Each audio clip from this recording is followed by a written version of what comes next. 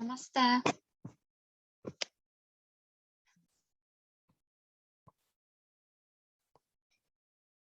Okay, namaste. You can hear me now? Yes. Yeah, okay. Wait for others there. Mishra ji, namaste.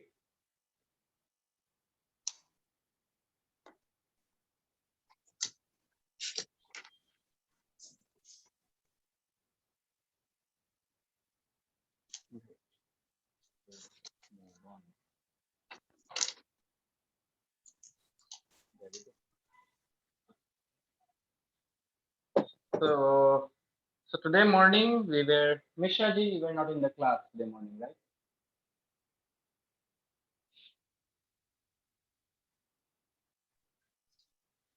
Yes, I couldn't join. Yeah, it's okay. So in the morning we started a little of theory, okay? The basically based on anatomy, what is called anatomy and alignment of in yoga. So in the morning we discussed 7S. So according to my studies, I only study this 7S and they help. So they are there are seven, and you just have to write down if you need to, if you can figure it in, that's great. So we discussed about the movements of the body, and we were talking about the different muscles of the body, the different joints of the body, the different bones, different muscles, different joints. Yeah. And then we were talking about alignment. We talked a little about the major muscle group in the body. And we talked about the structure, the composition, and the function of the spine. Okay. And also the muscles in action during the pose. So these are the seven things we were talking about in the morning. Okay. So great. So now we'll be talking more into the joints. So we'll discuss about the major joints of the body, how they function, and how to keep them safe. So your major muscles. So before knowing your major muscles, you just need to know that your bones and your cartilage. When the bone and the cartilage come together, they form a connective tissue. If you know it, great. If not, that's it. So the joints are structural and functional.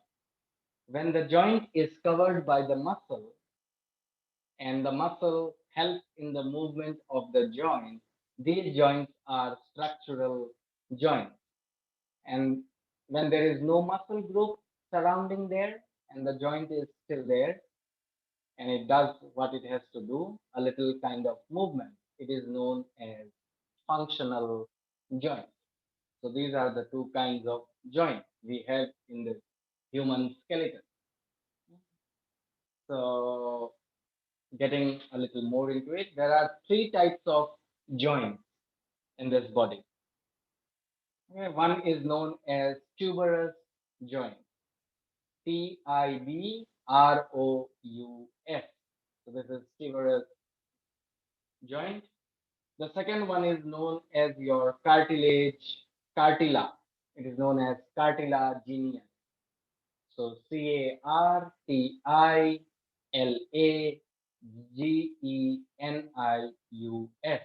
This is cartilaginous joint.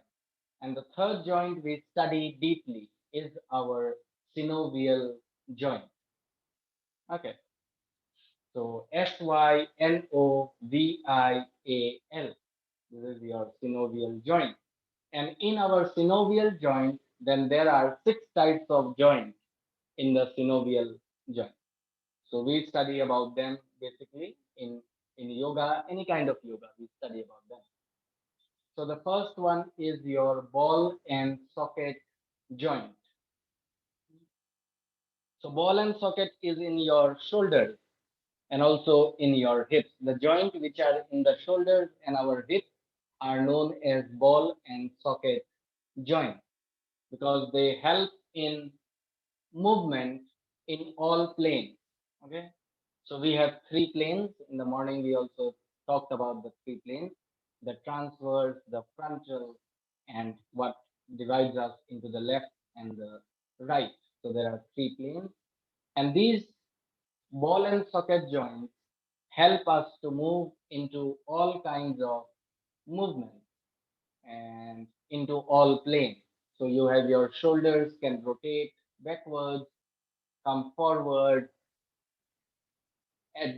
abduction is done, adduction is done. You can have your shoulder rotation forward and backward. You can rotate also with your hips. You can make circular movements also. So all kinds of movements are possible in your ball and socket joint. Then we study about the hinge joint. So your hinge joint is found here. So this is the hinge joint.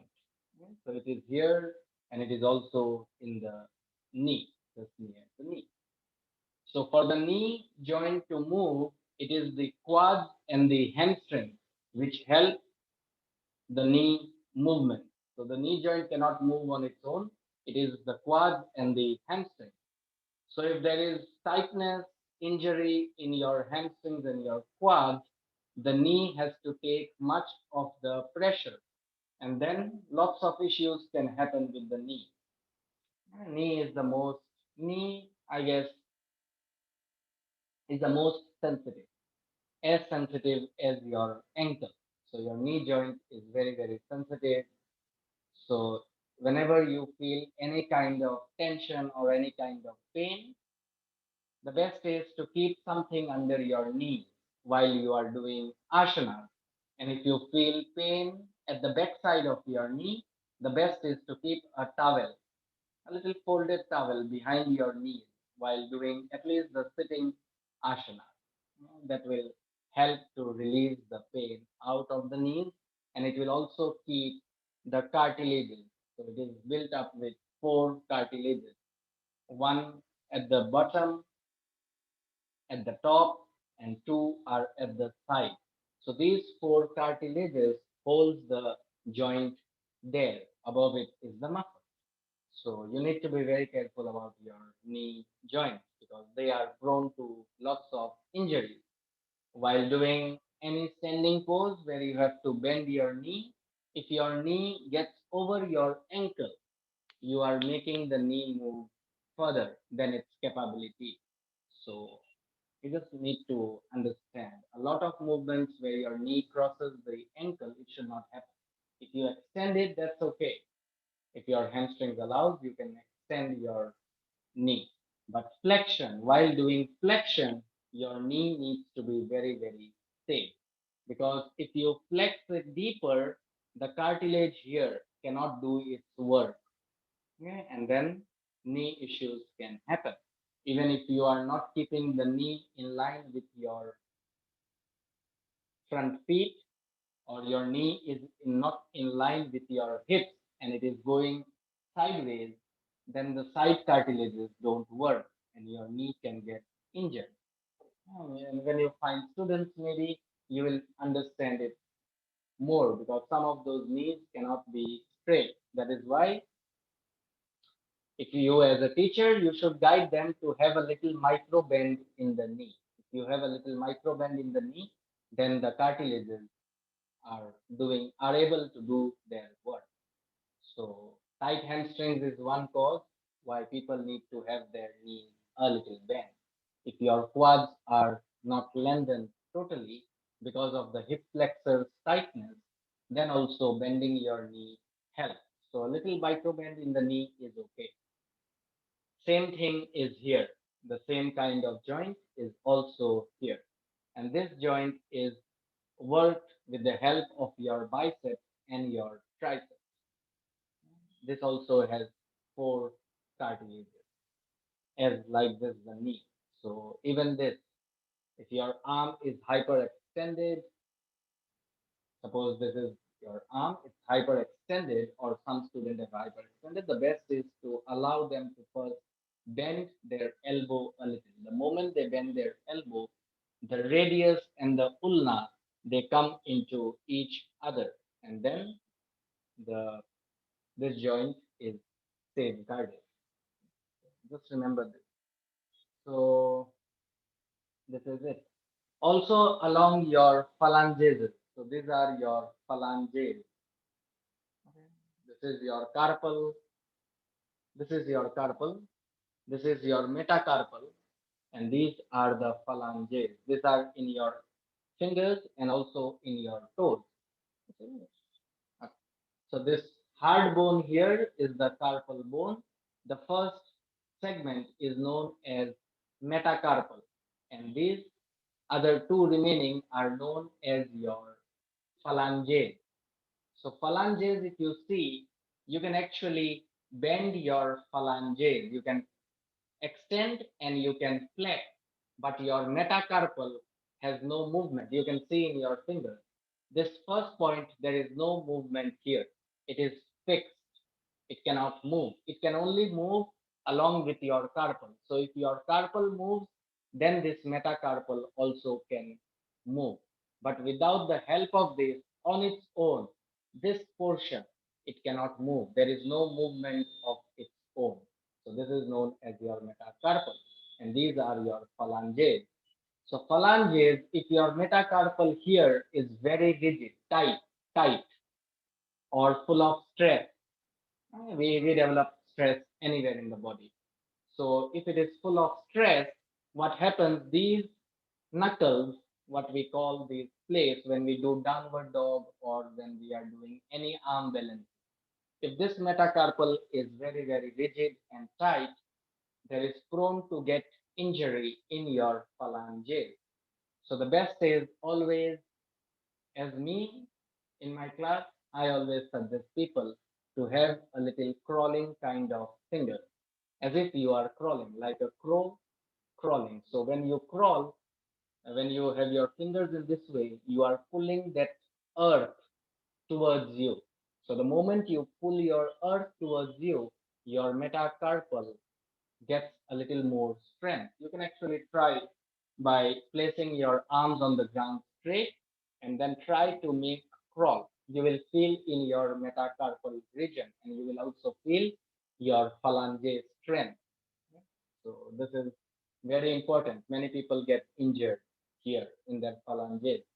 It takes years, so be careful.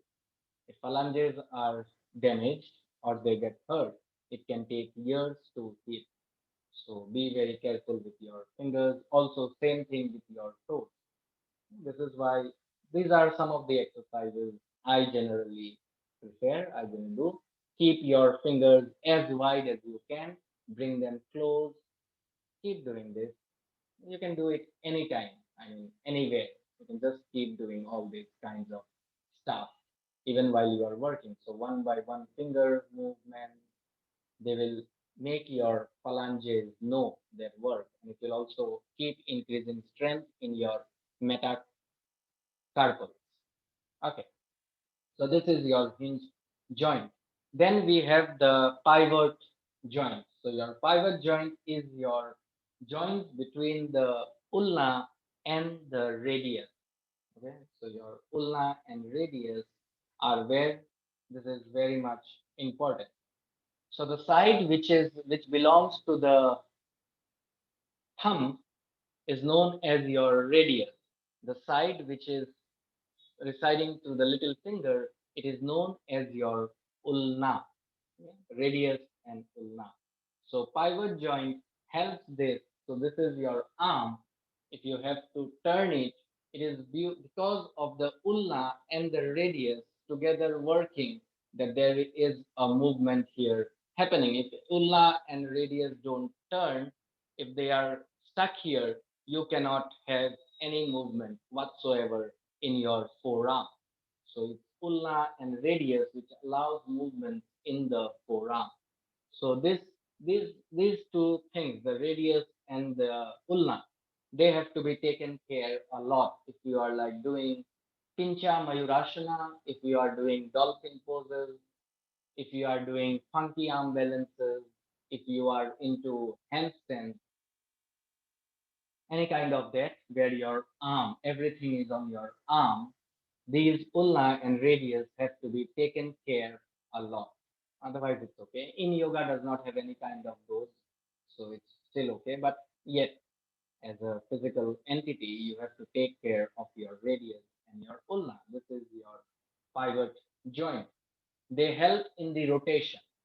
They help in the rotation. They also help in circum, cir, circle, circulation. So they allow you to create circles here. This is your ulna and radius. If they are stuck, you can't even have a movement of your forearm. Otherwise, you can have your forearm moving without your shoulder and your biceps and triceps moving. So they help in this thing. This is a lot of things to understand. Then we have this joint called iliopsoas. Okay, so ellipsoid, yeah. Ellipsoid.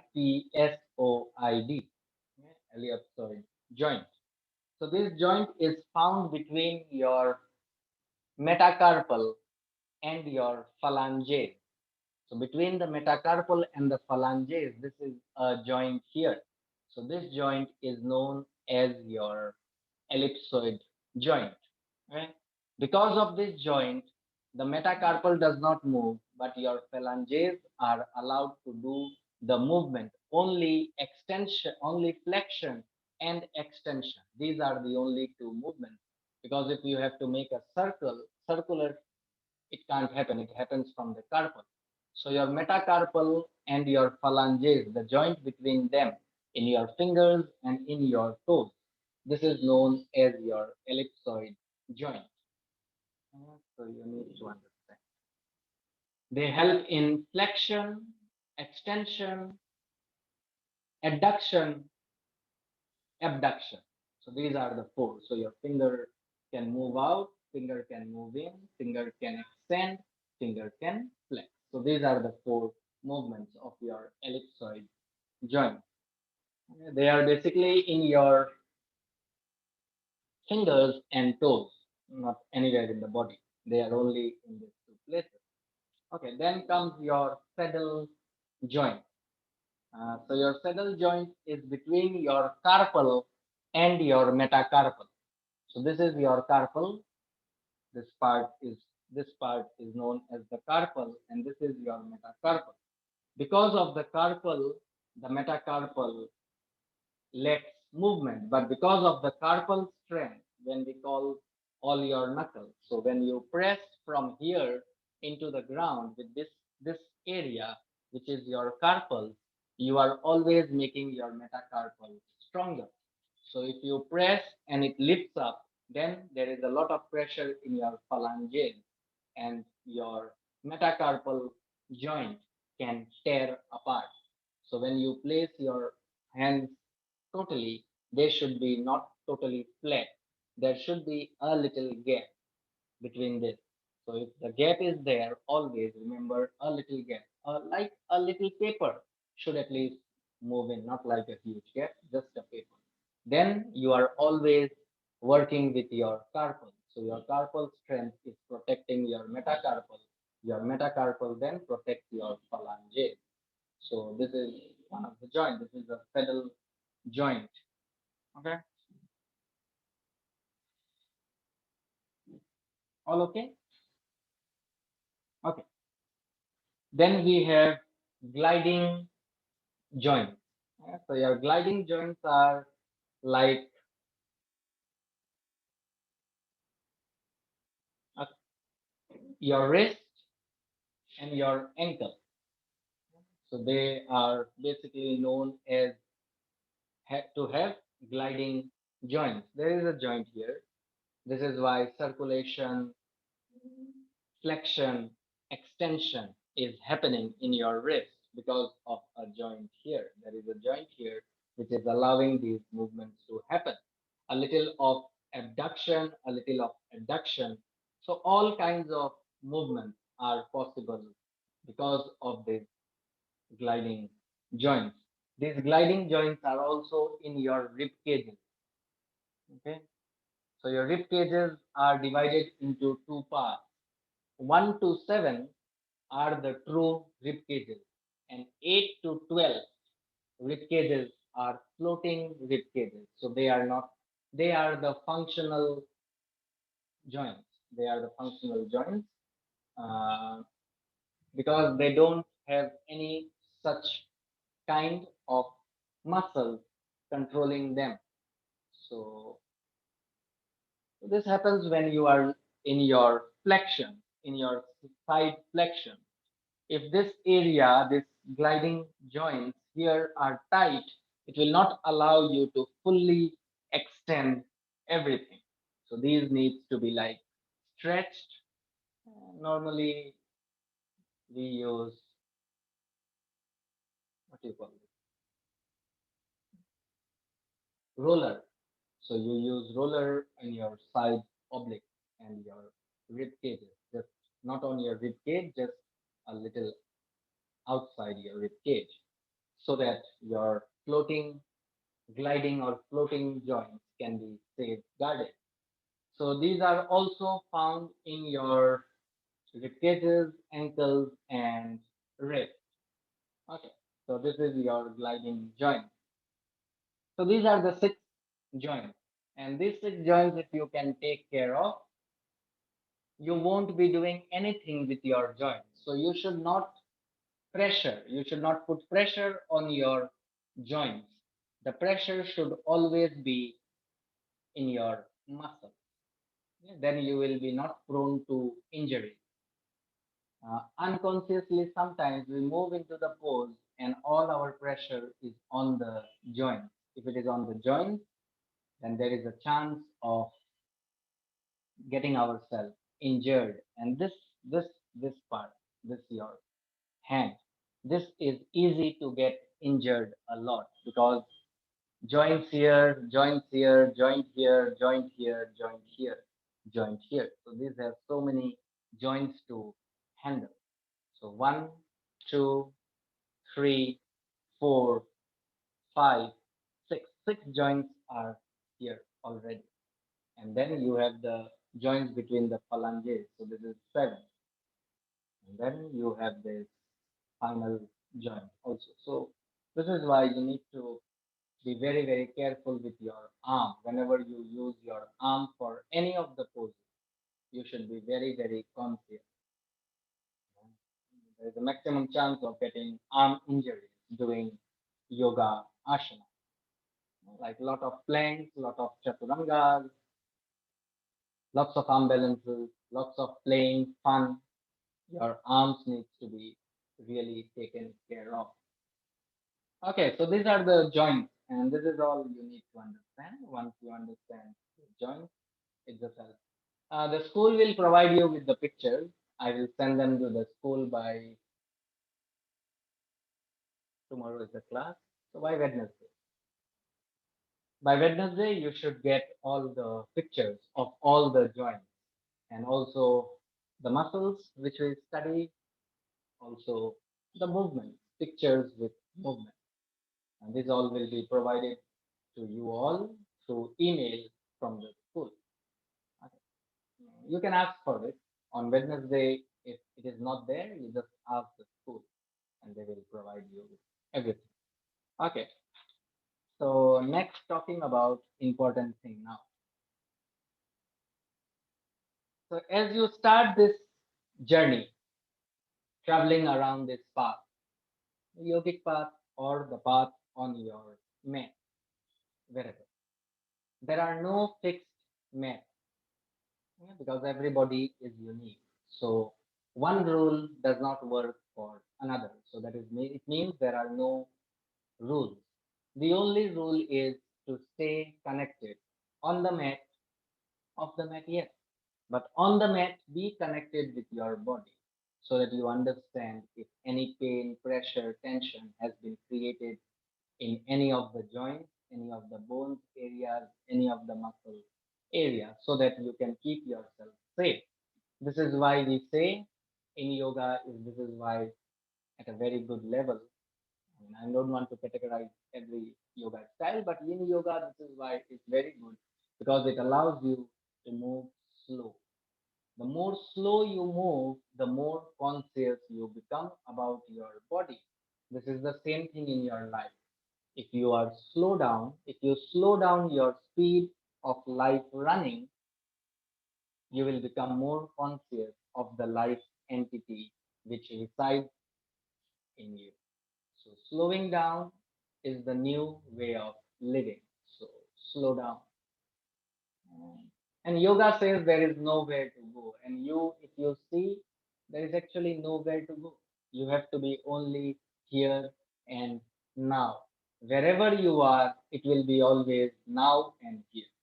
So there is nowhere to go. So don't chase. This teaches what teaches us on the mat.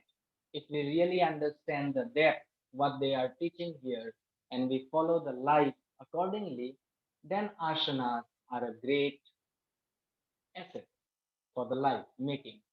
But if we do asanas and we don't do the same thing off the mat, then there is a contradiction. Then staying on the mat as many hours you can every day, it won't help or change your life for the better. Because here you are patient, here you are not looking at anybody, you are only concentrated here, you are not comparing. Why then in the life? In the life, we start comparing. When you compare, jealousy starts to increase. Greed comes into ourselves. And then lots of trouble. Jealousy and greed, they brings up many more troubles. Desires come, more dreams come, more anxiety, more depression. So all this is because of not following what we learn through asanas on the mat. So when you are on the mat, instead of thinking about the pose, think about what the pose is trying to tell to the body. And if you follow that off the mat, everything will be amazing. Life will be amazing. So you need to understand that. Okay. So next, when we study, we'll be studying about a little of your ligaments, a little of your tendons. Okay. So we'll study and also your tissues because these you have to understand a little. So your ligaments are joints between your bones. Two bones are here. The joint is your ligament. And your tendon is attached to the bones. So wherever the bones are, the tendon is attached there. So before the bone gets injured, it is the tendon which gets injured first. So tendon we can't even feel right away. We can feel at least the bones. We can't feel the tendon. So you should be very, very conscious while you are in your asana. If you stretch too much when your body is not prepared, there is always the possibility that your tendon will tear apart. It takes time, it does heal, but it does take time again. And then your practice stops. When practice stops, many people get frustrated. So this is like, it happens. So it happened with me also. So it's not like it only happens with others. It happens with almost most of the people who really want to practice every day on the mat. So this happens. This keeps happening. So just remember this that your tendons and your ligaments they have to be really taken care of. So you should know your tendons and your ligaments of your body. Okay.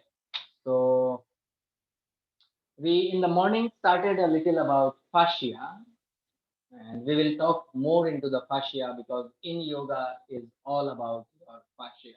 So we will have a different total full class only about the fascia where we don't talk about anything else. For now, you need to understand that there are certain muscle groups which we will talk about not like in depth, but we will see through them. So the first muscle group is your, I don't know the full names, okay? You can look over the internet. It doesn't even matter if you don't remember the name. So the first muscle group is your SCM. So SCM muscle group is your this head. Whatever happens with this head, this is based from here till almost where your cervical spine starts. So this is your SCM muscle group. Okay, the second one we study about is our lats and our pecs. Okay, the pecs are in the front, lats are in the back. So lats help to extend and pecs help us to flex. Yeah, to flex the shoulder, we need our pecs to be open. If our pecs are open, flexion of the shoulders get easy, which helps in your heart opening poses. If your pecs are lengthened, it helps to open up your shoulders, which means opening up your heart. So your chest opens up, your chest widens up if your pecs are relaxed and eased. If you have to extend, that is while you are doing protraction in like plank. If you stay for a longer time of plank and you want to move into handstand from plank, then there is a lot to do with your left muscle. Okay.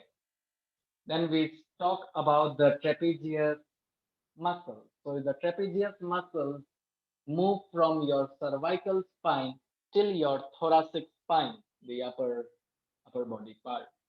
Okay. So they help in your shoulder griddles, the shoulder blades, for letting them join together, the back shoulders, and also to keep them apart. So in many poses you have to join. So if you are doing Bhujangasana, if you are doing upward facing dog, if you are doing poses like even like camel, you need this trapezius muscle to be lengthened and to be strong so that you can move easily.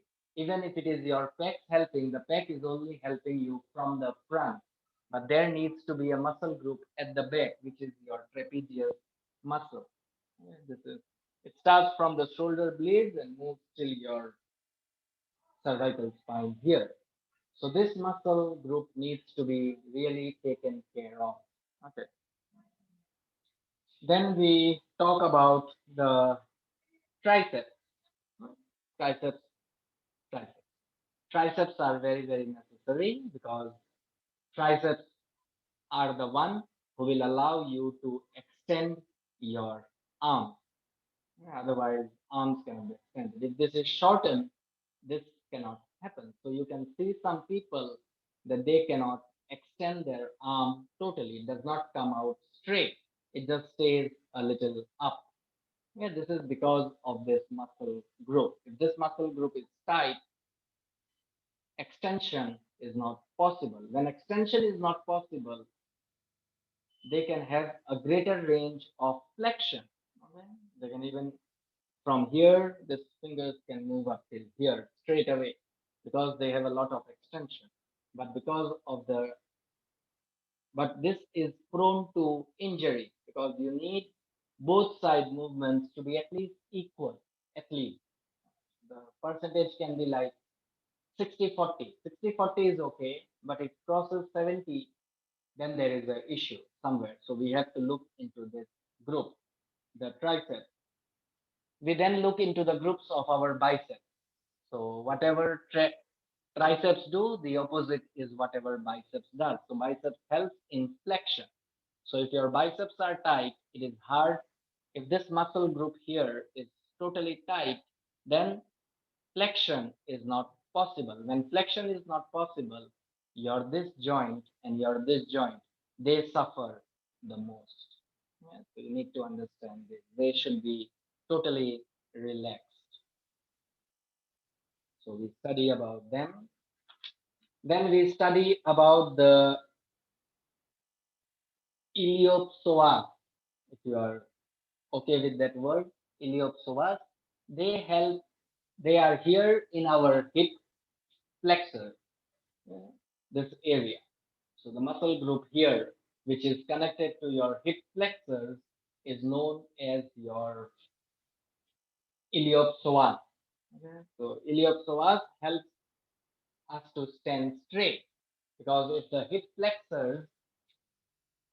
flexors are tight, then this shortens the range of the motion. Then a person cannot stand up straight. If this portion is extra, if it is hyperextended, a person will always be a little tilted towards the back. So this area needs to be in such a way that you can stand straight. So when you tell your students to stand straight, they should be in a line. So if they see their toe from here, it should be like in a perfect stage, sidewise, frontwise, and the backwise. This is your duty when you become a teacher to see every student from every angle so that they don't get injured. So then you have your gluteus maximus. Yeah. So your glutes has three groups: gluteus maximus, gluteus medius, and gluteus minimus. The lower part is the minimus, the middle part is your medius, and above all, surrounding everything is your maximus. Okay, so you need to understand a little of this because your gluteus maximus helps in your hip extension. So when you have to extend your hip, your gluteus medius helps. And when you have to have your gluteus maximus helps in extension, when you have to flex your hip, then gluteus medius, it comes into play. Okay, along with your gluteus minimus. So the gluteus minimus and your gluteus medius and your gluteus minimus, they help in hip flexion. Okay. You will get that. And you will have the picture so that you can find it more easily. Okay, then we talk about the piriformis muscle. So piriformis muscles help in the extension of your hip flexor. So if these are your, if this is your hip flexor, the hip flexor joins here, the piriformis, which is connected here, it moves from your gluteus maximus towards your hips, which move into your deeper groins, which connect your navel, your belly button here. It's a connection. Everything is connected. This is all connected thing. So when you need your hip flexors to extend, if they are not able to extend the way the range of motion is, your piriformis muscle group or muscle group has to be worked upon. So you have to work on your piriformis muscle group. This is when people like myself, we can't do splits. Okay, so when people are not able to do the splits, the straight splits, it is because of the piriformis muscle group. Either there is a bone contracting there, then you can't do anything, next to impossible, because one of the bone on my left side is attached to the hip flexors from the piriformis. So left side, if I have to put my left leg outside to do the split, it will never ever happen. At least this lifetime, it will never ever happen. So on my right side it's okay, on my left side it's okay. So we all have different things. So bones we cannot change, bone structures cannot be changed, but the muscle group, if your piriformis is tight, you will understand it. Doing lizard poses, when we do it in yoga also, you can understand how it feels with your piriformis on both sides. Okay. Then we have this muscle group, very major muscle group, your hamstring. They are the dangerous one. Okay, because of your hamstring, your knee is protected, and your knee gets into flexion. So when you have to flex your knee, it is your hamstring muscle which allow the flexion of your knee. It keeps it protected. So if your hamstrings are tight, the knee flexion is high, and then you are prone to use the cartilage. If you start using the cartilages, there is always a danger with your knee. That is why I said in the beginning, a little micro bend. If your hamstrings are too tight, always keep a little micro bend in your knee, which will allow the cartilage to function properly. Okay. We then study about the quads because hamstrings, if we study, we have to study the opposite side. It's like the biceps and the triceps. Your biceps are your quads, your triceps, your hamstring. So you can remember it that way. So quads help in the extension of your hip to extend, and that's it. That's what it does. So extension is because of your quad. So you need your quads to be totally lengthened. Also your hamstring, because they are major important muscle groups. So these are the 12 muscle groups, important 12 muscle groups. If you can study more into them, then your students in the class, they will not get injured anyway. If they want to get injured, you can't stop them, but you can guide them in such a way that they will be less and less prone to injuries. And people will come, different kinds of people will come. Some with tight hamstrings, basically athletes who run a lot, who cycle a lot, they have these hamstring issues going on a lot. Swimmers, they have these quad issues. So if they are not using their quads while swimming, those people can have it. So generally, sports playing people are prone to more injury. Uh, Normal people, if their posture is not correct, then they are prone to these kinds of situations. If a person has to sit for hours uh, cross-legged, like myself did for a major part of my life, for 25 years, I had to sit cross-legged. It's a rule in our home. We have to sit in Padmasana if we eat. So it's a rule. It's okay. It's my parents' rules and I follow it blindly. I love it. Padmasana is good, but it also makes your hip flexors tight. It also makes your hamstrings go tight if you sit in cross-legged for a longer period of time until you understand how to sit. So if you force, your hamstrings will always get tighter.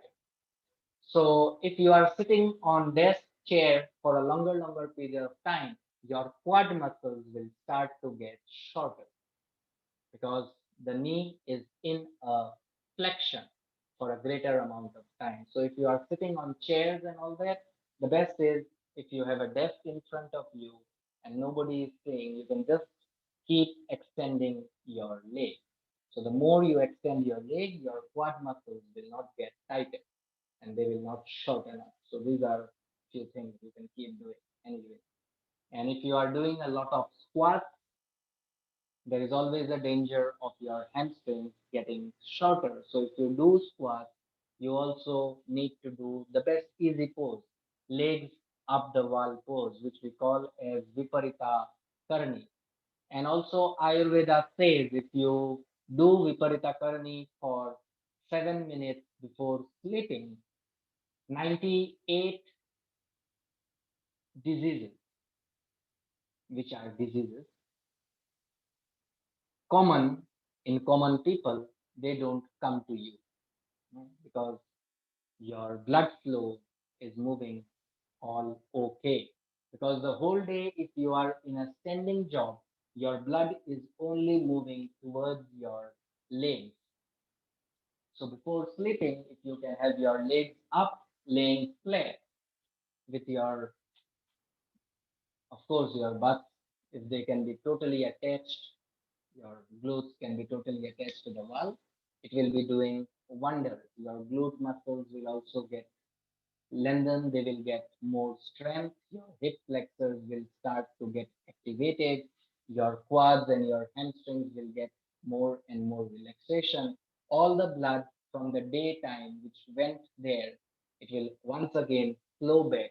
It will come to your chest. The chest will clean it up, the heart or the lungs, and then they will distribute it to the different parts. So that blood renews. You have to renew the blood.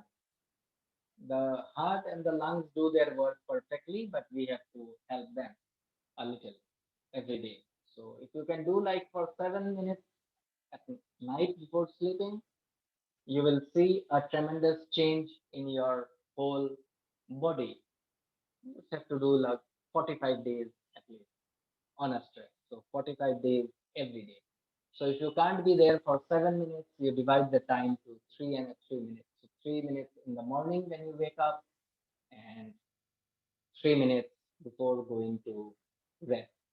So if you do that, it's an amazing drill. It's an amazing exercise. Okay.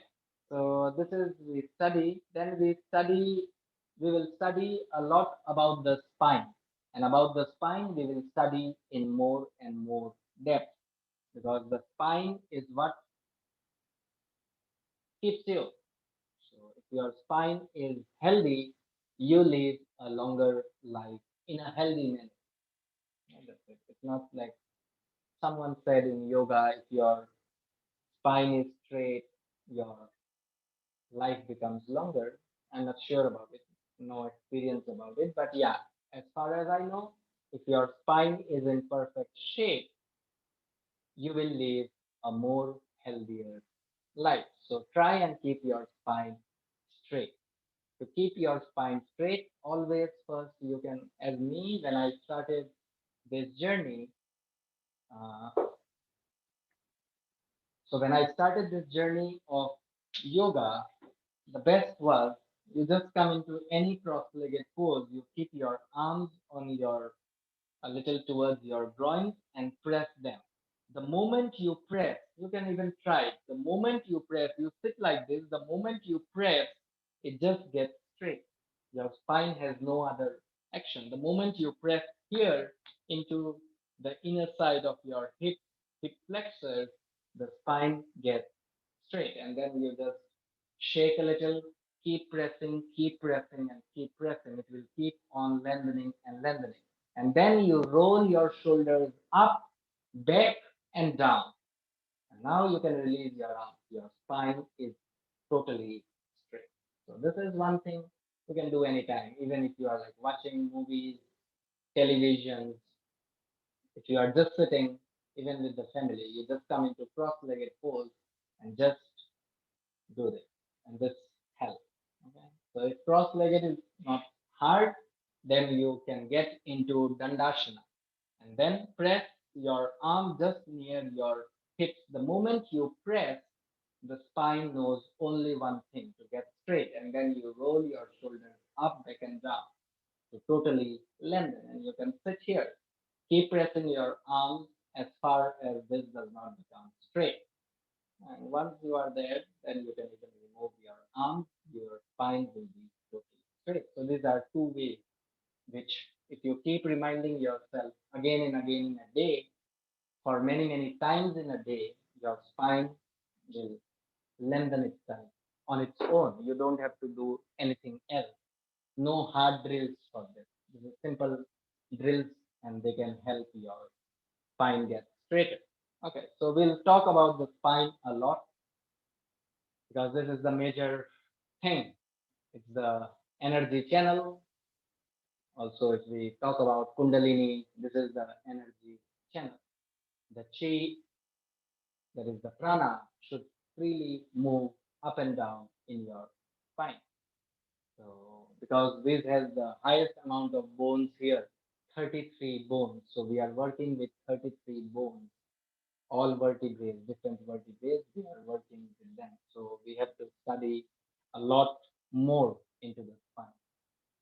Okay. So, yeah, this is for your theory part, I guess. So, just a minute, let me see. Theory. Yeah, so this is your theory for now. Okay. So now we'll be talking a little about you. Any questions, any doubts so far before we move a little further? Which pose do you recommend before we should do sleeping, before sleeping? Viparita, 7 minutes. Viparita karne pose. Viparita? Viparita karani pose. Legs up the wall. Okay. So if you do that pose, it is very, very good actually. It's the best pose. Every night, every morning, if you can do it, it's an amazing pose.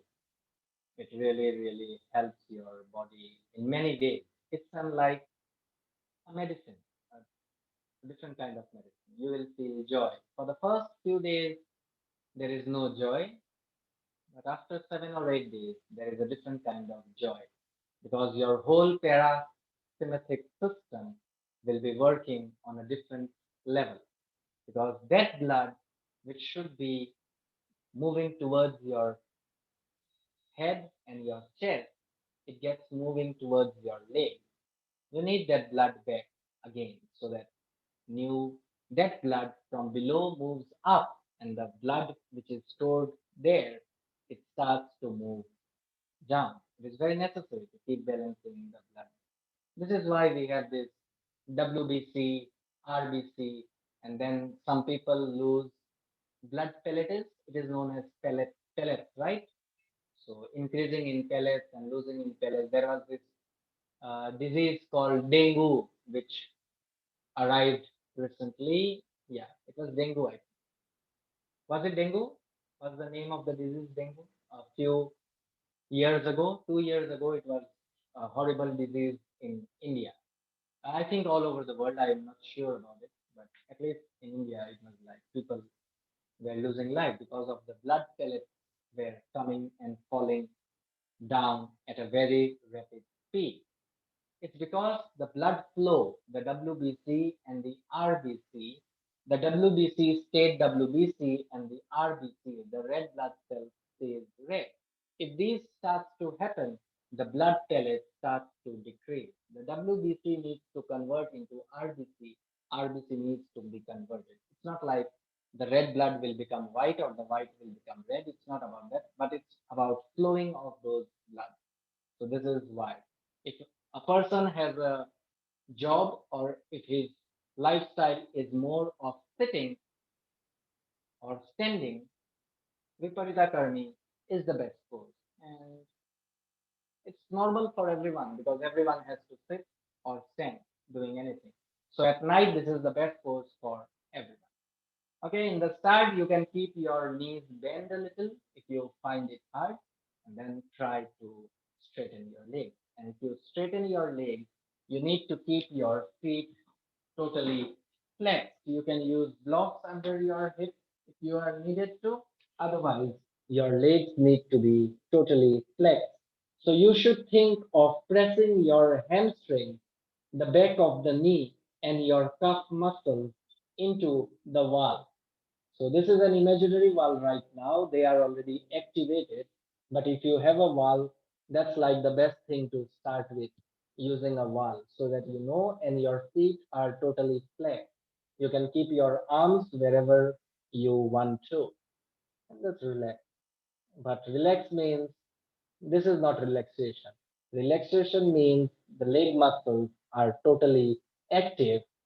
So your lower plane, the lower transverse plane is activated and your upper transverse plane is totally relaxed. So you should only feel till your hip flexors. For this, you need to have a long spine. So a lengthened spine, it helps. Yeah, that's it. So this is how if you stay in this pose for a long, long time, it has many, many magical things to happen in the body. 45 days on a trot is the best thing to do. You miss a day, you start with day one again. That's how things work out. Otherwise, things don't work. And the body forgets.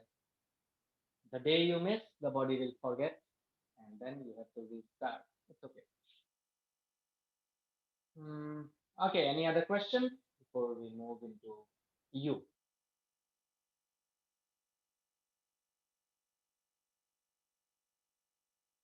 If somebody else wants to be the teacher, I have no issue. I can right away leave the class. Thank you.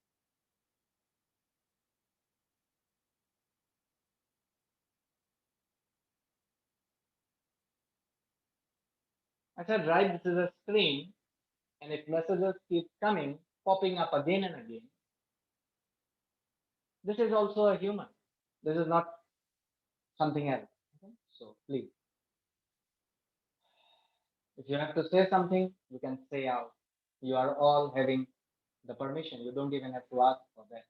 This is not a school that you have to keep your mouth silent. You can throw pens, pencils, who cares? I'm not caring. But on the screen, I really do care a lot. The screen needs to be totally clean. Okay. So, yeah, no questions? If there are no questions, then let's understand something. Looking at your body, you should know. So, the best is to stand in front of a mirror. If you already every day stand, but today itself, if you have time, or in the morning, if you have time, stand in front of the mirror. Look at yourself from your toes till your head. From the front, if you have double mirror, that's great. Then you look yourself from the back.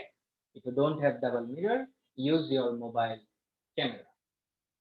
Yeah, mobile camera, selfie kind of mobile camera, and your whole back will be visible to you.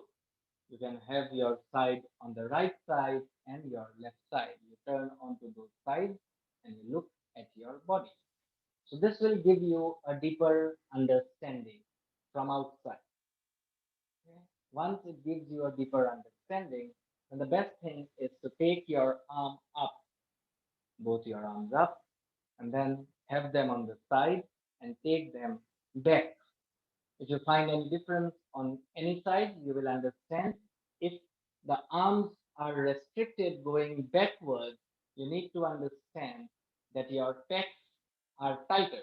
But if your arms are going wider and then a restriction comes from the back, you need to understand that your back muscle is somewhere restricting you, and you will understand which parts of the body you need to work. Then you make some circles with your arms. If your circle goes away from your body, this is the midline, this is the line which we are talking about.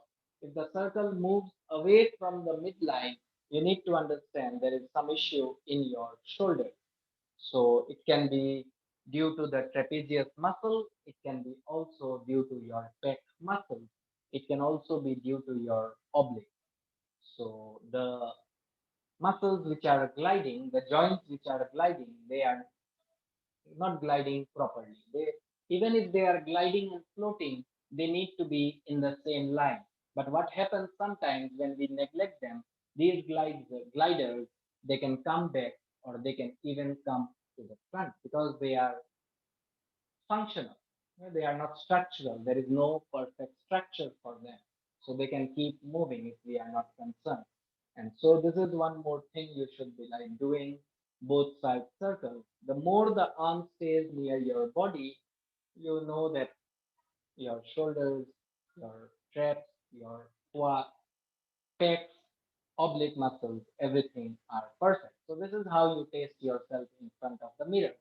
Then you take your leg, you bring your knee as close as you can towards your chest, standing.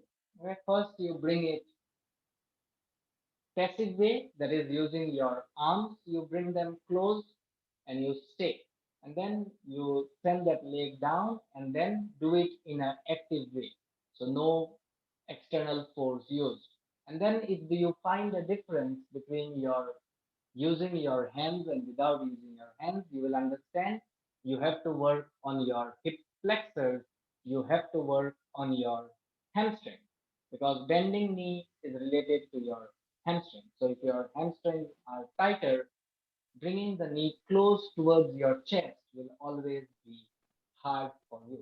So these are all little things. If you do one more thing, you press yourself into any support and then kick your legs front and back, okay, and then kick your legs sideways so that you will understand about your abduction, adduction, extension, flexion, circumambulation. So you understand five major movements with kicking those legs up and down, side to side. And these all help. So once you do all this, you will understand your physical body a little more closely. And once you understand your physical body closely, any body you see coming, any skeleton coming in front of you, you can just say by the look where the issue is. So this is very important as a teacher. If you are preparing yourself to become a teacher and instruct and guide, teach people, you should first understand the structure here. This is also important with your life. If you know this, you know the other. Only because you don't know this, the other is unknown to you. And if things are unknown, there is always pain. When things are known, it is pleasure. So what I say is whatever is on the yoga mat, if you imply it in life, the same way, you don't have to do anything else. Just do your asanas, apply them, and samadhi, nirvana, everything will be just begging to come to you. You can say, I don't need it, but it will keep on coming. So, this is how things happen in life. Yeah. Because when you are doing asanas, most of the time your mind is silent, at least. It's only when you stay longer in the pose. So, that is the time when you need to understand is your mind silent now? Doing a pose for a minute, mind is also busy, it is thinking something new is happening. Staying in the pose longer is your mind silent. This is one way of making your mind silent, at least when you are in the pose. Think more about the pose, your mind will get silent. No new thoughts will come. And then, this is the same thing in life. If you can be totally grounded, that is, staying in one area for a longer period of time without thinking to move front or back, your mind starts to get silent. It is only when you are on a constant move. I have to say this, I have to say this, I have to write this, I have to do this, I have to do that. If you keep on doing that, your mind will also make you jump like monkey more and more. So this is the same thing. So whatever this me does on asanas, follow it outside. You balance it. Then your asanas will be of some value for you. Same thing with your pranayama. When you are doing your pranayama,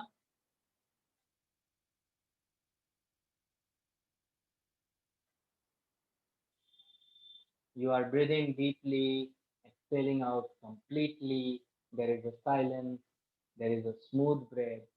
So the same breath, if you can keep outside light, that's it. Enlightenment happens right away. It is only a breath away. Your enlightenment, your awakening is a breath away.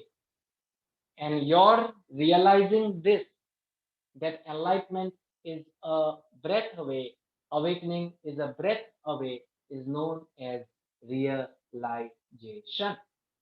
Okay? Realization means what? Real eyes. Right now, your eyes are filled with dreams. Even in daylight, with your eyes open, you are dreaming. What to do after the class, what not to do, whom to message, whom not to message, what to eat, what not to eat. These are dreams. You are here you are here. If you are here and you are here, your real eyes will open up, which means realization happens. Realization, you don't have to read books, you don't have to go anywhere. You just have to open your eyes totally. The day you learn to open your eyes totally, you are, I don't talk about self a lot, but still, you are a self realized human. And when you are a self realized human, your next inhalation and exhalation is your enlightenment. First, you have to realize this. For that, you have to first understand it. For understanding this, you have to sit. For sitting, you have to prepare, practice. The more you practice sitting, eyes closed, the more you can keep your eyes closed, your realization happens more and more faster. Don't waste time to at least get realized. By the end of this course, you all should be enlightened and awakened. You set this in your mind right away and write it in your notebook that before the end of the class of this CTC, I will be awakened, I will be enlightened. It will happen. So sit, sit every day, 15 minutes alone. No mobile, no books, no music. You, your silence, your breath, music. If you can enjoy your music, there is no other music which can give you joy. All singers will lose their job if every person starts to enjoy the music of breath. This is the best music. So, yeah, this is all you have to do. Realization should happen like this. You think and it happens. This is realization. It should be like spontaneous, right away now. Some of you should be totally realized by now. That would have been great. Still,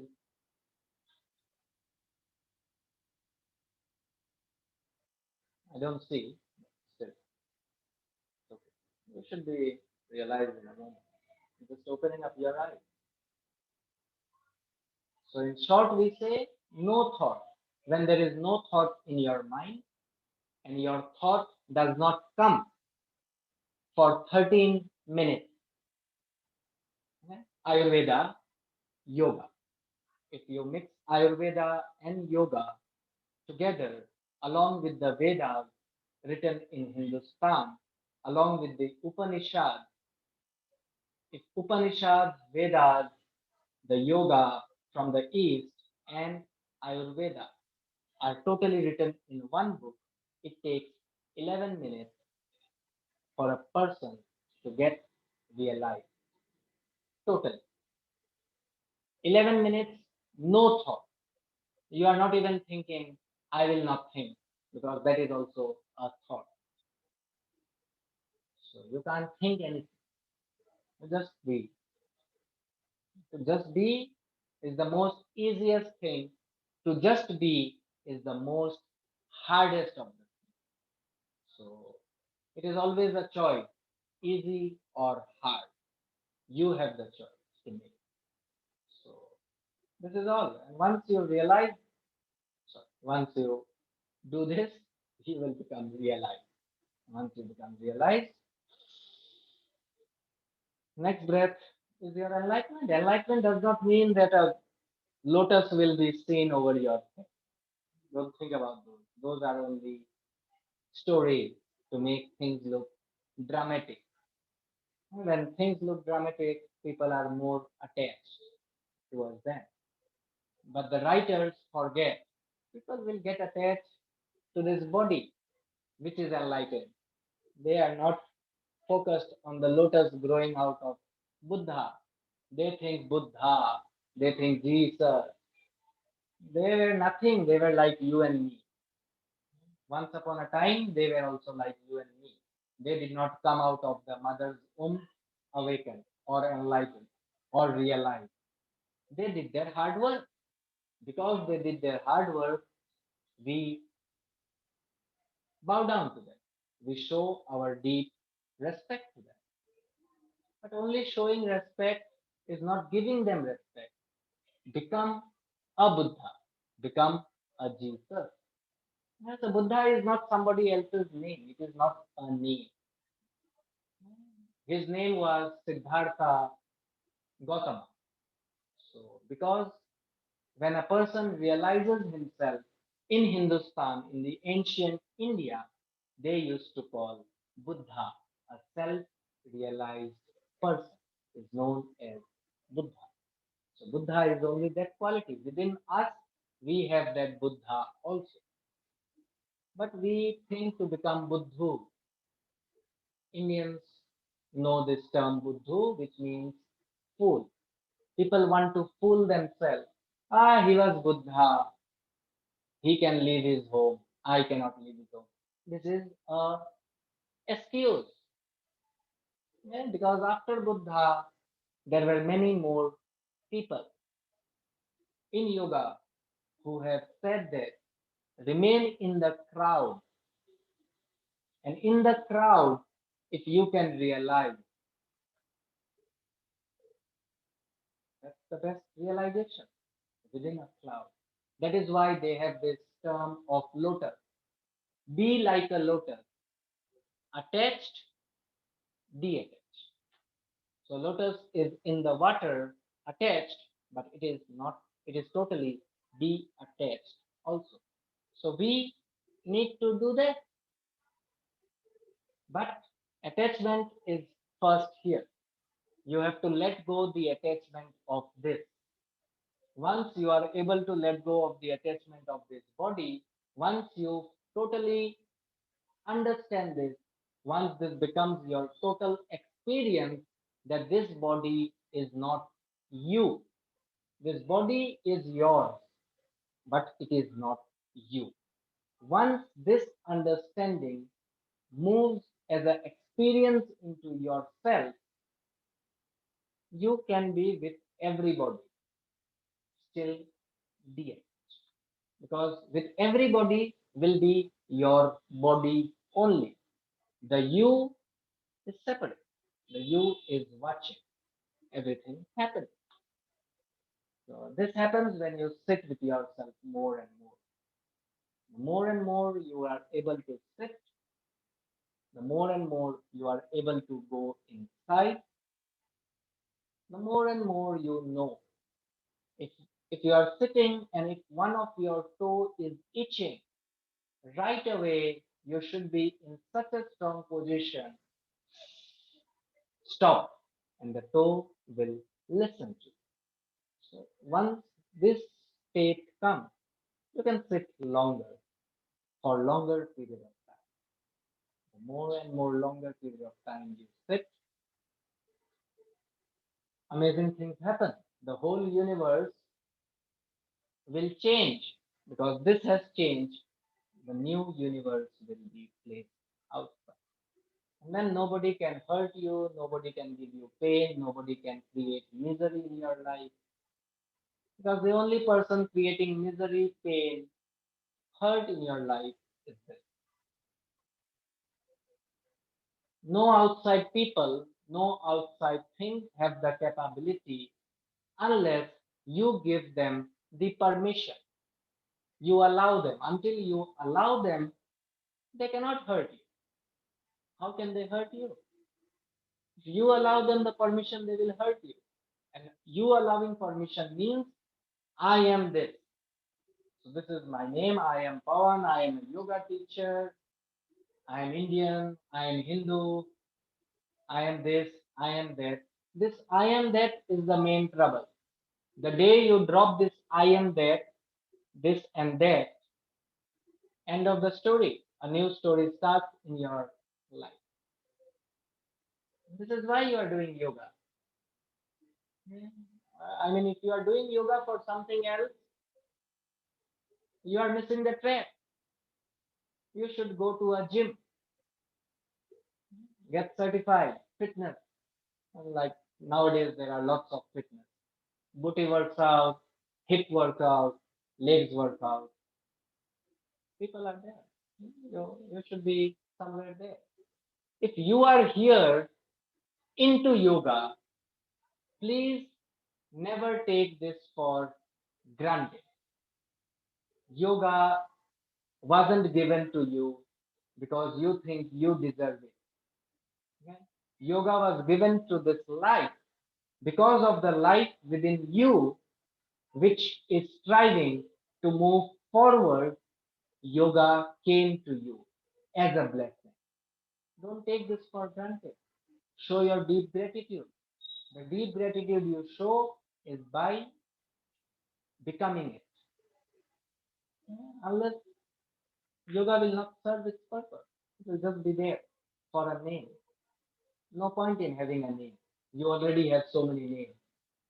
I am a boy, I am a man, I am dark color, I am long, I am skinny. You already have so many names. Why do you want another name? I am a yoga teacher. You don't need that. You already have many names. Keep them. That's more than enough. So please don't take yoga as a joke. Okay? This does not deserve it. Because of the life entity, this came as a blessing. So be grateful. You can only be grateful when you totally start to become that. People have been reading scriptures for years. What good did it serve? What good does Bible or Bhagavad Gita or Quran reading ever served anyone? What do you read there? You read about a God, you read about something divine. So many times you have read that. By now you should have become there. The God would have come and bow down to you. This should be this is your birthright actually. But you are giving your birthright in somebody else's hand. To the priest, to the popes, to the masjid, to the gurudwaras. You are giving your life birth to someone else. When you are giving your life right, your birthright to someone else, they will handle life for you. They are in a mess. They will make you a more messy person. This is happening. You just turn back into your life. What is happening? This is all what is happening, nothing else. And it will keep on happening until you have this deep gratitude coming out of you. Deep gratitude means tears should flow out of you. You should feel like goosebumps. The moment I talk about yoga, goosebumps happen. This is, I'm not trying to say this should happen to you, but this is how you show a respect to someone. You totally, 100% from your toe till your hair, everything is devotedly falling down, showing the deep gratitude. One day you try and do this. The next day onwards, your life will change for the better. One day, at least 24 hours, try and do this. Show your gratitude. Don't show your gratitude to yoga also.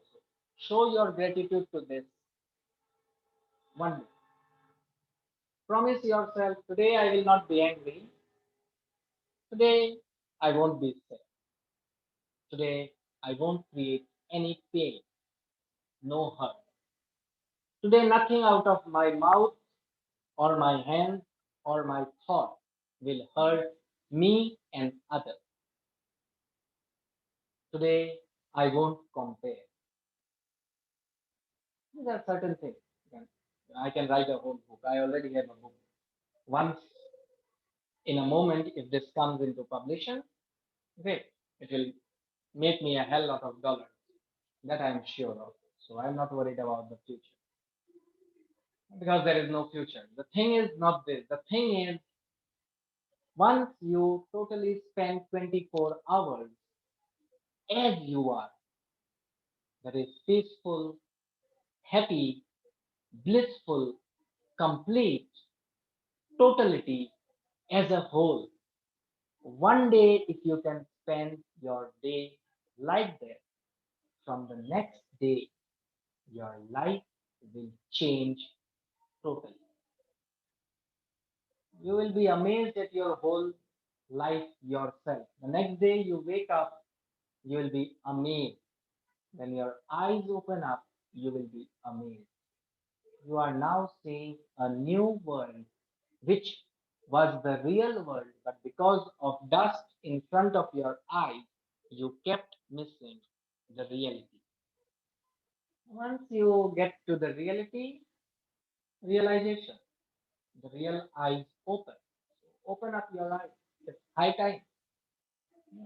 Every day you are only getting closer. Where you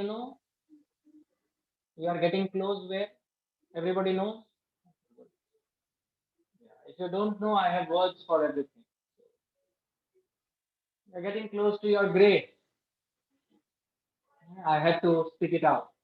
I had to remind myself also. So I speak it out. And don't practice things like I do. It's hard. It looks insane at times. Every breath, this is my life, last breath, last breath. This becomes hard for you in the start. Don't try doing this. But 24 hours. Be happy. May whatever happen. You be happy. You get hit by something, be happy. Somebody throws a kettlebell on you, you be happy. You just enjoy. Everything is happening to your body only. Nothing is happening to you. Somebody is saying words, somebody is taking behind your back, in front, your kids are not listening, your husband is not listening, your driver did not come, water did not come, electricity is not there. What is happening to this? Nothing. It is abundant. It has everything, what it needs. Only the outer one is focused on this. So 24 hours, live with this. Your whole life will change. You can thank me later. You can thank me big time, thank you later. And I will readily accept that. The thing is, you need to be very, very serious. Once you are on this path, you need to be totally serious. Otherwise, you are wasting a life opportunity. You are wasting a flower from flowering. The seed is ready to flower, to blossom. So please allow it to blossom. You are all beautiful flowers. Please now become those beautiful flowers. Alright? This me knows you are a beautiful flower. Show it to the world. You are a beautiful flower. Because this me already sees blooming flowers. I can see the colors. I can feel the fragrance. I can feel the beauty. You yourself have to first feel it. Because my feeling won't help you. My seeing won't help you. You have to do it. Okay? So promise yourself you will do it. Not today. If you can't do it today, if tomorrow comes, do it tomorrow. But remember, there is no tomorrow. So you have to do it today itself. There is no other time. There is no tomorrow. Suppose this is the last day. What to do now? Only some hours left. For me, it's like 2.5 hours more, and my day ends. It's gone. After that, you have no other choice. So this is seriousness. This is when you become committed. You talk about commitment, right? Commit, commit yourself at least. So you have to change for the better. You are not doing this for someone else. You are not doing this for me. You are not doing this for Gautama Buddha.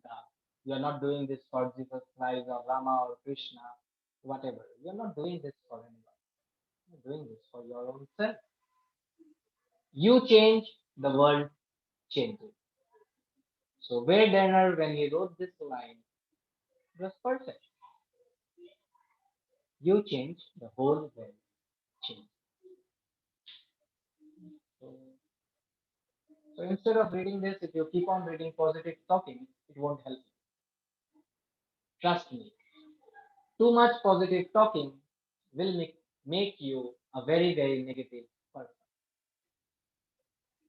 If you want to experience it for next 1 hour from now, whenever the class ends, only read positive talks, only read them. And after 1 hour, give a gap of 1 hour. So this is now, right now in India, it is 9:35 p.m. If I read till 10:35 p.m., only positive, and I only hear positivity, only read positivity, watch videos of positivity, 12:35 onward for the next 48 hours, this will be the most negative person in this universe. Try it out. Don't believe me. Okay? Don't believe me. I always say this. Don't believe me, but don't disbelieve me until you try it out. So I have tried everything. Yes. Neji, you want to say something?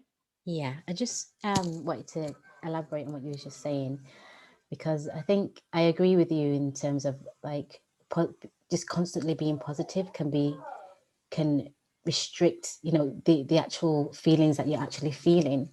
But then I kind of think about what it actually does to the brain to actually, if being in a positive state, they say changes the structure of the brain or the subconscious brain, or is the conscious brain, I think it's subconscious mind, into a way where, you know, it's kind of programming the mind to stay in that state so that it becomes a natural steady flow of being in that space or being positive. Then I kind of struggle with knowing that, but then understanding that it's not healthy to always be positive, you know, because you kind of neglecting or not being aware of what's actually really going on behind the mask type thing. Yeah. See, the thing is, if we study about in those terms about the mind, conscious state, unconscious state, subconscious or superconscious state, if there are these three states which we talk about, you are consciously reading positive thinking, okay? And it gets transferred into your subconscious or superconscious. Nothing happens to your unconscious state. Nothing will happen there. Conscious, subconscious, yes, it will create a lot of things. Conscious state, till you keep reading, you will feel it. You will become the most positive person till you read. Okay? Whatever you read in 1 hour, everything will move into your subconscious mind now, because you will be, even after reading has finished, you have closed the book, you will be still thinking about them. Now, when you are thinking from your conscious state, everything is moving into your subconscious state. It stays, it remains calm there. What after that? Subconscious mind works for a certain period of time in a day, very limited. That's how it works. Mostly your conscious and your unconscious mind work. Out of that, unconscious mind, general speaking, works for 70% of the day. Okay. So you are positive from your conscious mind, you are positive from your subconscious mind. Unconscious mind, where is it? It's in the state of negativity. So what will flow out now? Because we did not change anything here. Okay? Because this mind, when we say unconscious, this means it hides. It hides whenever we are trying to change something which it is not. So when we are talking positivity, it will start hiding. And so all from the conscious transfers to the subconscious or the superconscious mind. This is hiding. When they have finished their job, when they are now in the mode of resting, this wakes up.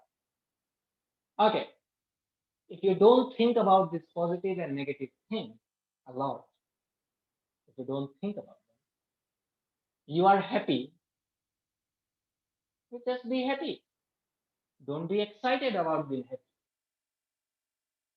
If you don't get excited about being happy, when sadness comes, you won't be excited about having sadness. Sadness comes, it comes. Happiness comes, it comes. So when both sides of the coins are coming and you remain constantly there, your unconscious state, the unconscious mind, gets into a puzzle. This is not working. Consciously, it was accepting that if happiness comes, this should become happy. And then when it rests, I will make it unhappy. The conscious mind right now is not even doing any action. When the conscious mind does not do any action, unconscious mind cannot work. This is how tricky this is. The mind which we study in these three, it's not like this. This whole mind is divided into 16 segments. Okay?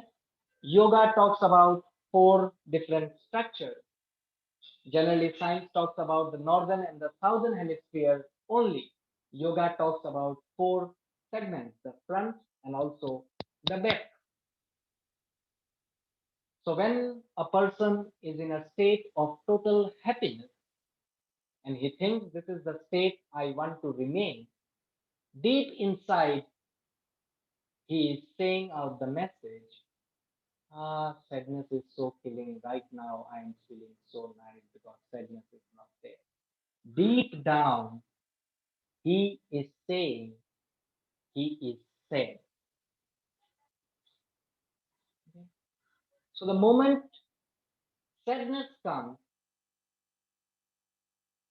this does not come out. Why? Do you know why?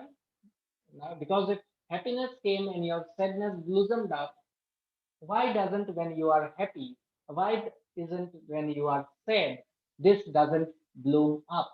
Happiness should have bloomed up because it is the other side of the coin. Because consciously you get totally puzzled now. You think, some time ago you are in a car, a brand new car. Just think about this. You just got a brand new car from the showroom, excited, happy, amazing. You are feeling like on the moon, out of this universe. You are driving the car. Just you were about to reach the street of your house to show to people because you already have brand. When you are happy, you want to make, I will call him, I will call this, I will show this. So many thoughts already developed. The car stops. No mechanics nearby. You don't know how to manage the car anymore. The thing which gave you happiness is the thing which now will give you sadness, a state of unhappiness. You just feel like, what the hell? Now, what are you trying to do? Deep inside, before this happiness came, you already knew deep inside you are sad. It was flowering.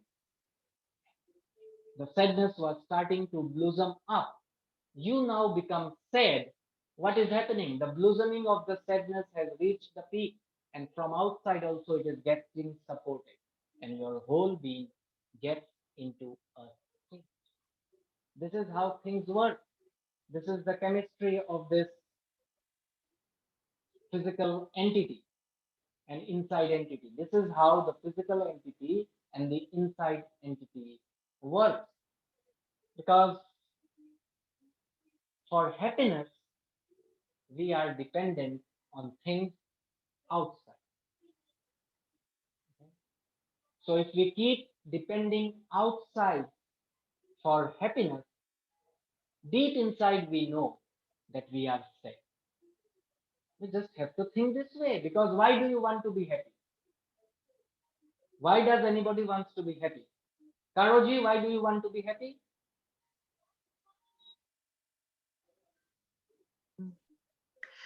I don't know, maybe because it's a pleasure. No. Pleasure is another word for say happiness. That's not the thing. Why do you want to be happy? I mean, are you not happy right now? It's a difficult question, because it's a few stage of happiness, and I think that I prefer to be calm instead for be happy. if you know what I mean. Yeah, I think prefer to be calm and quiet instead of for be very happy. Some you mentioned about emotions and a new car. So that's why it's a little bit difficult for me to explain. No, okay, it's okay. Why do you want to be calm? Because I don't like to be nervous, stressed, depressed, and so on. You don't like to be nervous. So you are a nervous I don't person? want to be. I don't want to be. Yeah, you don't want to be. So do you think you are nervous? Do you think you are in state of depression? No, I was, and sometimes yes, I am, but not so often that it used to be. Okay. So now, thanks to time. yoga, it's changed a lot. So I know the new experience, and that's why I try to practice this all the time. It's not so easy because word practice, it means it's going, isn't it? So yes, but I know the experience. If you practice more, it will go away more. Yes. This is the golden rule of yoga. Okay. So next time, can I say out? Can I speak? Yes, of course. Next time you are calm and suddenly a thought of nervousness or depression, any kind of thought starts to come to you. Allow it to come. Don't try to kick it away. Don't kick. Because you don't have that energy right now to kick.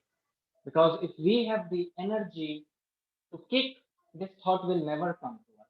So this thought is coming, let it come. The moment it enters your mind, it won't stay there. It will start to move in different areas.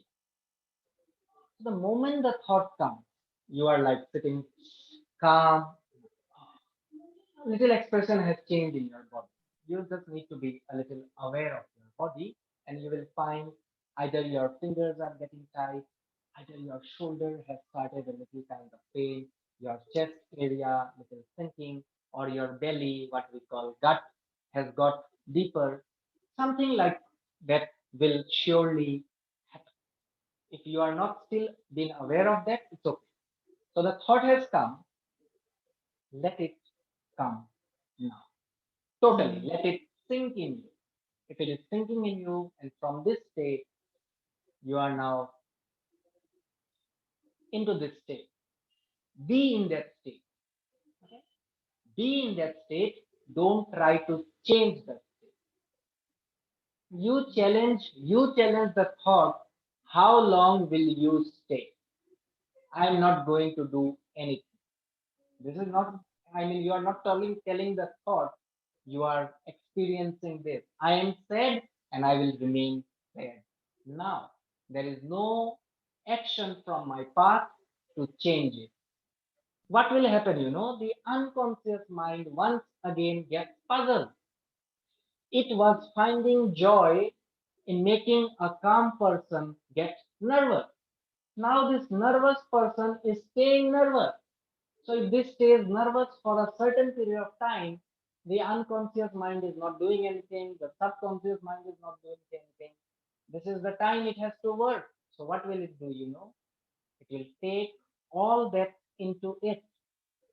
Once it takes something, it has to give out something. It will give you calmness. Again, you did not do anything. It was done on its own. Automatic mode is there. So now what happens? The nervous thought which arrives, it gets dissolved totally. You did not do anything. So the more you practice this way until you become aware of your body. So once you become aware, so every emotion, every pain, every hurting feeling happens first on the skin. It first appears on your skin. If you become aware of this body, you will actually totally understand it and you can stop it there itself. Once it reaches the second kosha, prana kosha, you can find your breath changing. If you are aware of your breath, you can stop it there. These are the two areas where a human can stop. Anandmaya kosha and pranamaya kosha. If you can stop it right there, great. But if it reaches the third state, that is manomaya kosha, the whole of this. Mano means the mind. When this reaches the mind, now there is no stopping. Now the only thing to stop is to act against it. Mm. Don't act against it, because now your action won't happen, because your annamaya kosha energy lost, your pranamaya kosha energy is lost. So if this thought can make two sectors weak, manomaya kosha is the weakest of the koshas in human body. This is why mind keeps on fluctuating. This is why it makes us do crazy things. It makes us go crazy in life, because it is very, very weak. So now when you are nervous, be nervous. Mm. Don't do anything. Don't even write, because positive thinking will say the moment this comes, read a positive. Don't do anything. Just sit. Close your eyes. Just close your eyes, and for one, ask, where did you come from? With Mm. a thought. Just ask. A simple question. Please, can you tell me where did you come from? Just make that person, think that person as a thought. Uh, think, think that thought as a person, as a guest, uninvited guest. So if you have me at your house right now, it would be uninvited guest. And what would you ask? Where did you come from? Normally, this is the question we ask, right? Mm. This is the same thing you do with the thought. Where did you come from?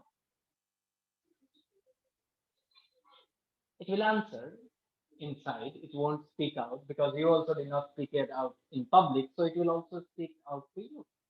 It will show you the place where it came from. You listen to the answer. Why did you come today? Second question. That's it.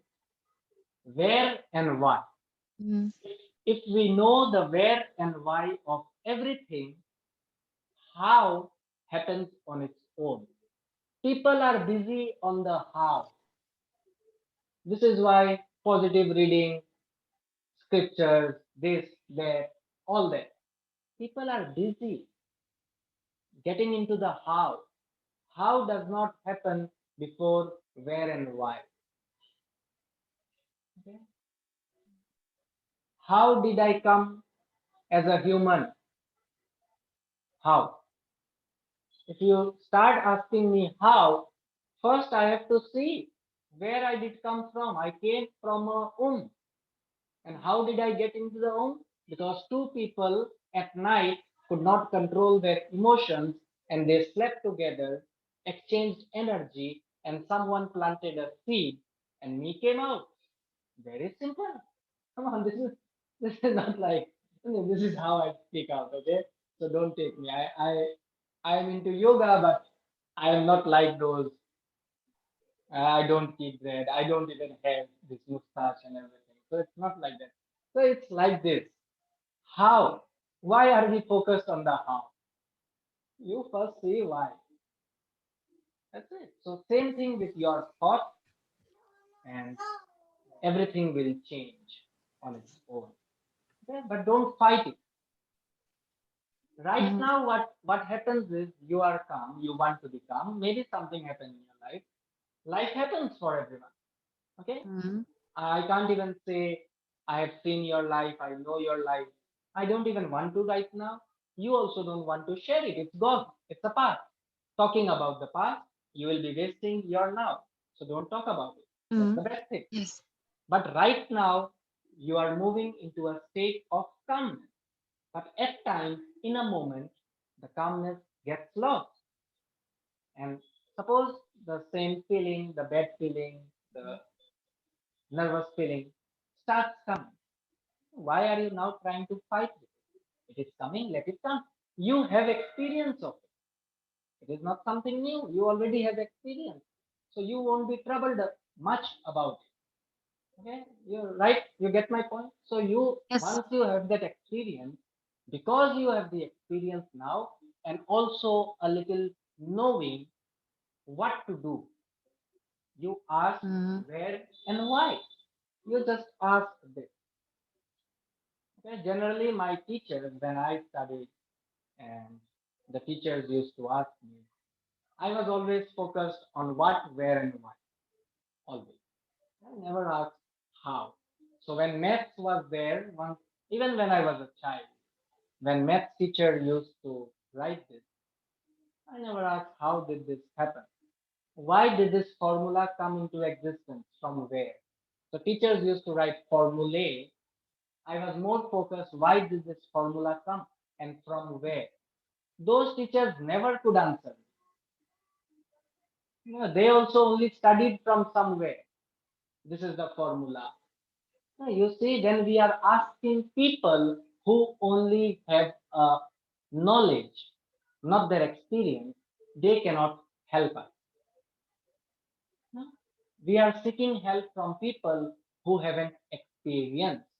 So if we seek from them, they will only give us what they have. They are miserable, they will only gift us that. So stop asking anyone, ask here. Why and where? The more you start asking this, your unconscious mind, which was the creator of this nervous state, it gets back what it is giving. So when it gets back something, it has to give out something. It always has to give out the opposite. Because this is a coin. Sadness, happiness. I generally say flip the coin. Yeah, but flipping the coin sometimes doesn't happen. You are nervous, you just cannot become calm. It takes time. Flipping can take time. So best is there is a coin. The unconscious mind also know there is a coin. So if the same side is given to it, it has to flip it and give the other side. And once it has to flip it up, it loses charm over it. So that thought disappears. If you do like 2 or 3 times with the same thought, that thought will never disturb you. In generally, yoga says 7 times.